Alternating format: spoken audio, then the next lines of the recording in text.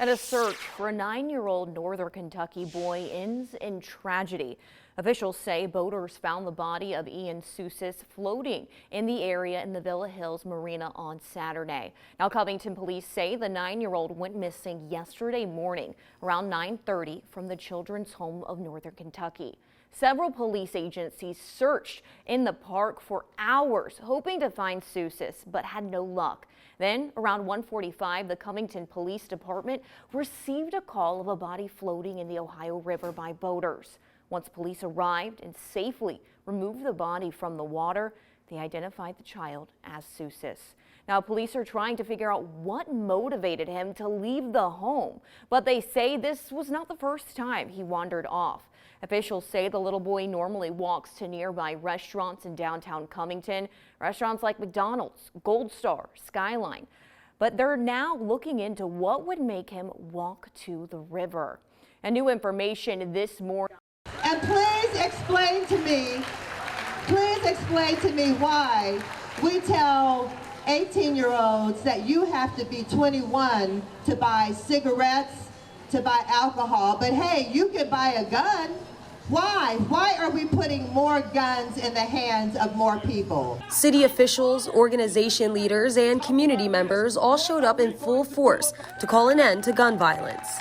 We've experienced Columbine, Sandy Hook, Parkdale. Nothing's happened. That's ridiculous. We're a leader in the world. Kids are dying. Adults are dying. It's not just schools. It's shopping centers, it's churches, backyards. The Stop the Gun Violence event was put on by Moms Demand Action. Hundreds of people held up signs demanding change, while others stood in front of the crowd and spoke on how they feel. The solutions will come when we all come together. We're here because this country should be embarrassed about the number of guns on the streets and the number of kids we are losing to gun violence. It's a tragedy, it's an epidemic. Look at all the gun violence that we've been dealing with. If you just go with the last month, between the mass shootings across the country, the shootings that are happening here in Cincinnati. Pastor Jackie Jackson is a part of Everytown for gun safety. He says he knows firsthand what it's like to be touched by gun violence. I was shot at 10 years old, along with a friend in our community by a trusted neighbor.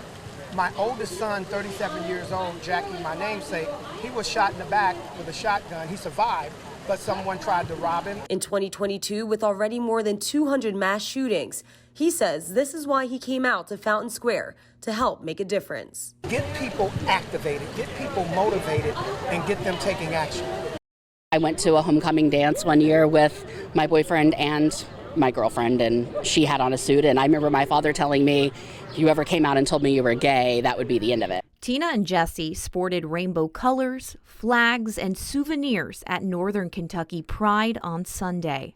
They both understand what it's like growing up without support, which is why they want to be a resource to others in the LGBTQ+ community so that no one has to feel alone. Honestly, that's why the suicide rate is so high, because when you feel alone for something you can't change that you were born with, what else do you do? In a vulnerable interview, Jessie confessed that she hasn't come out to her dad. She loves him, but she's nervous because Jessie says he's made hurtful comments in the past. It makes me terrified. I feel like I can never fully be myself to him and be honest, because I don't want to break his heart. I don't want to lose his support, because I'd be an absolute wreck if I lost my dad. The duo are part of New Richmond Pride, and this year marks the first time New Richmond will host a Pride event. They tell me it's a good start to break down stigmas. We face a lot of hate, and we're trying to turn that around. Northern Kentucky Pride provided booths for resources, music, a festival, and an after party. As fun as these festivities are,